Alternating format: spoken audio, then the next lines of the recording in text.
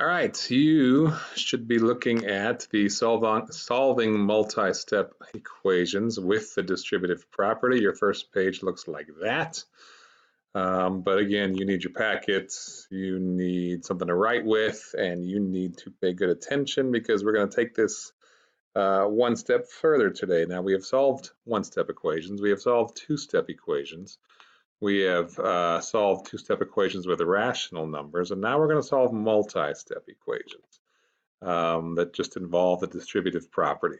Okay, so you can see here lots going on with the distributive property. You already see my arrows. That's what we're going to be doing first, and then after that, everything is pretty much the same as what you already have learned. The one thing I would remind you about is just the distributive property. Remember that means that you want to distribute what is outside with each of the terms inside. Here it would be the 5. You multiply it by the x and then by the 2. So really we'd have 5x plus 10. Here, same thing. You'd multiply the 5x by both of those. Here you can even distribute with 3 terms if there's more than what we're used to. Okay, so distribution just means multiplying what's outside by the terms inside one at a time. All right, so that's what we've known. We've also learned that sometimes negatives are involved, and if that's the case, you want to distribute the negative. Okay, you want to do negative 6 times x, negative 6 times 3. So here we'd get negative 6x plus, that would be negative 18. So really when we're adding that negative 18, we could have also just said minus 18. All right, so we're distributing. Sometimes negatives are involved. Just be prepared for that as we go along here. All right, so let's jump right in. The distributive property applies to equations just like it does expressions. All right, so if we start here, let's practice distributing below. Well, 4 times 2x would be 8x, and 4 times 9 would be 36. That is what we come up with after we distribute. The next one, well, negative 3 times 7, that's negative 21. Negative 3 times negative 4x, think of that as a negative 4x, and you would get positive 12x. So we add 12x, that negative 21. This third one right here, if we were to distribute 1.5, well, 1.5 times negative 4x, I know these two numbers when multiplied would be negative 6, because 1.5 4 times would be 1.5, 3, 4.5, 6, but again, there's a negative here, so that means my signs are different. So negative 6x will be my first term. And then this times negative 6, well, that would be negative 9. So it comes out to be negative 6x minus 9. So we're just starting off here with a review about distribution. Okay, that's all those first 3 problems are trying to show us. Now there are steps for us to kind of think about today. One is we want to distribute first. That's the first thing we're going to do before we solve these problems today. Secondly, if possible, if necessary, we combine like terms. And sometimes we will be able to do that. And lastly, we solve the equation. All right. So these are our 3 steps: distribute, combine like terms, and solve the problem. Let's keep going. We've already seen this. Let's keep going. Solve each of the following multi-step equations. Well, now we have distribution, but we also have an equation because it equals something. This one equals 12. So the first thing we should do is we should distribute. And 4 times 5x is 20x. 4 times a positive 6 is 24, so we're going to add 24. And that's going to equal 12. So all we've done so far is distribute. Now, if I can at this point, I would combine like terms, but I can't because there's nothing else with an x over here, and there's nothing else with a number over here, so that can't be combined. So now we just solve our problem, and the steps here, we want to isolate the variable, we use inverse operations to make this all happen. So we want to get rid of addition or subtraction first. So we want to get rid of the plus 24. And we do the opposite. So we subtract 24 from both sides. We end up with 20x, and that would be a negative 12 over there. And the next step to get the variable by itself would be to do the opposite of multiplying it by 20. So we're going to divide both sides by 20. That will cancel out. We're left with just the x. But on the other side, we're going to get a fraction. We're going to get a fraction, or maybe even a decimal if you want to keep it as a decimal. We're going to get negative 12/20. That simplifies to negative 3/5. Or again, I could say this, it could be a negative decimal number, negative 6/10. Now, they want us to check our work here. So let's check our work. Let's just plug one of these values back in for x and see what happens. Now, I'm going to pick it up right here, okay? So when I rewrite this problem, I'm just going to rewrite it from here. So 20 times negative 3/5 plus 24 will equal 12. Well, I know when I multiply these two, think of this as 20 over 1 times, negative 3/5. Well, I would end up with, that would be negative 60 over 5. That's what that would equal. And I know negative 60 over 5 would really be negative 12. So this is negative 12 plus 24, and that equals 12. Well, now I can add those.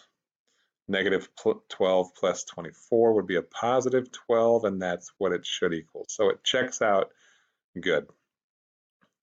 If I'm going too fast for any of these, again, pause, take your time, catch up, maybe try to work it on your own, but feel free to pause whenever needed. In number 2, we want to distribute first. So if we distribute, 6 times x is 6x. 6 times negative 5 would be negative 30, or subtracting 30. And that will equal 18. Now there's nothing for me to combine, so I just start unsolving my problem. I want to undo that. So I want to get rid of the minusing 30. So on both sides, I add 30 over here and over here. And I'm left with 6x is equal to 48. Well, now I can divide both parts by 6. And I am left with an x value of 8. Now, just to double check, because they're wanting that for the first of your problems here, we can always see if we got it right or not by checking our work. If I plug in an 8, so that would be 6 times 8 minus 30. Again, I started here with that one, okay? So that would be 48 minus 30. That's 18. And yes, 18 is equal to 18. So it checks out just fine. In number 3, we want to distribute first. That would be negative 6x. And then I have a negative 3 times a negative 4. Well, that's a positive 12. So I'm going to add 12. Okay, I'll get that out of the way. Negative 6x plus 12. And that will equal 18. So we want to undo our operations, get rid of this first. That would be subtracting 12 from both sides. That leaves us with negative 6x equal to 6. And again, to isolate the variable, we would now undo multiplying by negative 6. So we want to divide both sides by negative 6. I put the parentheses there just to show we're dividing by a negative number. We're not dividing and then subtracting 6, but we're dividing by a negative 6. And we are left with an x value of negative 1. That's negative 1. Now, let's plug it in and check our work. Okay, so negative 6 times negative 1 plus 12 should equal 18. Well, we know this will equal a positive 6. So I'm going to rewrite that positive 6 plus 12. And we know that's 18. So we're good to go. All right, now the first 3, they have you check your work, but that's the pattern we're going with today. We want to distribute first, and then we want to keep going from there. Now, when solving multi-step problems, Where are you most likely to make a mistake? Well, here's a couple possibilities. One, it's easy to forget to distribute to the second number in the parentheses. Sometimes that happens. Sometimes we distribute the first number, but we forget about the second one. So that's one mistake we might make. Another one that we might make is that when we combine terms, we combine ones that really shouldn't have been combined. Like I see this mistake sometimes with student work. They'll see 2x plus 4, and they'll think that's 6x. But the mistake they made here was these are unlike terms. This one has a variable attached to it, this one doesn't. So I can't combine them, all right? So sometimes we combine things that shouldn't be combined. I want you to try 4 through 9 now. I want you to pause it and give it a go and see how you do. So come back when you're done and ready to check. All right, here's the top 3. In number 4, you should have got a value of negative 28 for x. In number 5, you should have got a value of 5. And in number 6, you should have got a value of 6. If you didn't, check your work and see how your work matches up with mine. But that's what we should have gotten. Go ahead now and check the other one. All right, you can see here in number 7, they threw some decimals at you, so you had to be comfortable multiplying those. But you end up down here with an x value of negative 3. In number 8, you end up with a value of 3 4/10. And in number 9, there was no distribution needed. So you just really unsolve the equation, you undo it, but you end up with an S value of negative 2.5. So if there are any of those that confused you and you're not sure why, please make sure you see me or figure them out or ask a friend, but make sure you're understanding what's going on here because now we're throwing in rationals and a distributive property. All right, this last couple problems here. In number 10, 3 friends met for a book club at a coffee shop. Each friend ordered a cup of coffee and 2 donuts. The total of their order was $22.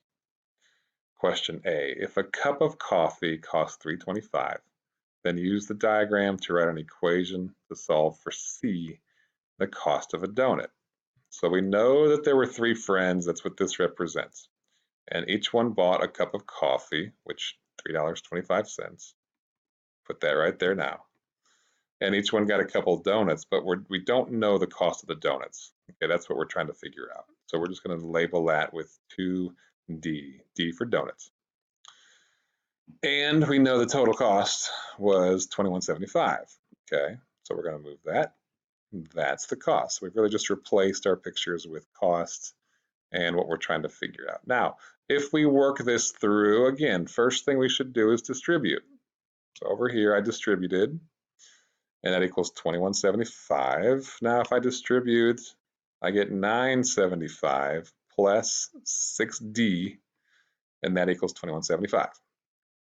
And now I want to get rid of the adding $9.75. So I subtract from both sides. And I end up with 6D equals 12. Again, I subtracted $9.75 from both sides. I did not show that step here. I just went ahead and did it because I don't have a lot of space. Maybe you can write smaller and do that, but I didn't. Now I want to get rid of multiplying by 6. So I divided both sides by 6, and I got a value of 2. So the cost of a donut was $2. I hope those are really good donuts because most of the time they're not that expensive. I want you to try number 11 now and see how it goes for you, and then come back when you're done. All right, when we define our variable, that would be what we don't know. What information is missing? Well, that would be the cost of a canteen. We don't know how much a canteen costs. So our equation for this one, since there were 2 brothers, we're going to have a 2 outside. And they each bought 2 canteens, and they spent $34 for a pair of shoes. Now notice they used C up here, which means they probably should have used C here instead. But they used X, so we'll just roll with that. So if we solve this now, we end up with this problem right here. So we distribute first, that would be 4x. Come on, that'd be 4x, and that would be 68. And that's going to equal 98 bucks because that's the total that was spent by both brothers. Now we want to get rid of the adding 68. So if we subtract 68 from both sides, we're left with 4x on the left of the equal sign and 30 on the right of the equal sign.